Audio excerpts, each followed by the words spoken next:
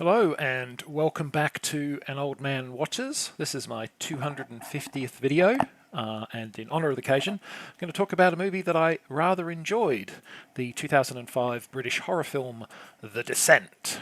And following a thrill-seeking whitewater rafting trip with her friends Juno and Beth, Sarah Carter meets her husband Paul and daughter Jessica for their drive home. There's some tension in the car, and an argument ensues. Paul's resulting distraction leads to an accident from which only Sarah survives. A year later, the still traumatized Sarah reunites with Juno and Beth, as well as three other friends, for a spelunking adventure. They're going to go into some caves. After a year of emotional distance between them, Juno is eager to repair her relationship with Sarah. So eager, in fact, that she secretly changes the destination of their caving trip. Rather than the fully explored cave system that they all agreed to enter, she takes the group to an unknown system, believing that the thrill of the experience will help her and Sarah heal their relationship. Unfortunately, when the cave entrance collapses behind the group, that means they have no maps to guide them out and no possibility of rescue, since anyone looking for them will be in the wrong place. There may not even be a way out of these caves because they're unexplored, but they're going to have to look for one. Safe to say, this is rather more thrills than any of the group wanted. And, well, this is a horror movie. Would it really surprise you to hear that the women aren't as alone in these caves as they believe? The Descent was written and directed by Neil Marshall, who had previously given us the fun werewolf romp Dog Soldiers. For this movie, he had about double the budget of Dog Soldiers, and The Descent recouped over 10 times its production cost at the box office. It's a well-deserved result, in my opinion, as there's much to like about the film. Alas, after this strong start with these two movies, I was not all much impressed by Marshall's next two offerings, Doomsday and The Centurion, and while I've not seen any film of his since then, word of mouth on them hasn't been good. It's a bit like he had his best work at the beginning of his career. And The Descent, however, does show him at something like the top of his game.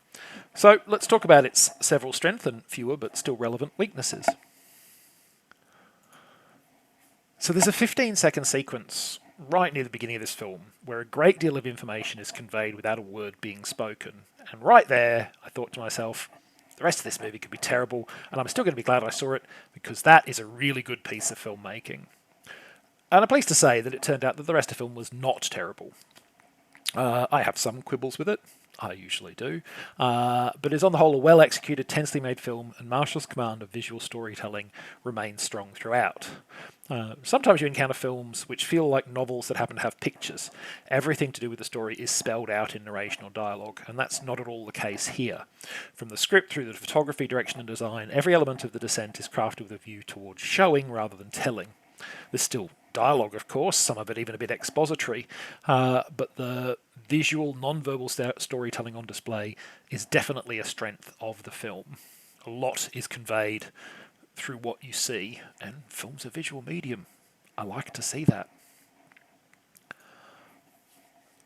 In the first half of The Descent, the film focuses on the relationships between the all-female cast, both their friendship and their rivalry, and on the very real dangers and challenges of spelunking. Caving is a dangerous hobby. An average of 15 cavers a year are seriously injured in the United States alone.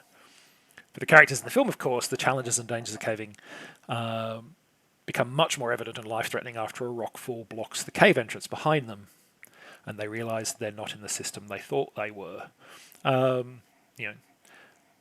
What kind of, is there a way out? What kind of dangers are we going to face? Do we have the right equipment? How long will our light last? How long will our food last? Is there water? And the film depicts all of that tension and stress with considerable skill and verve.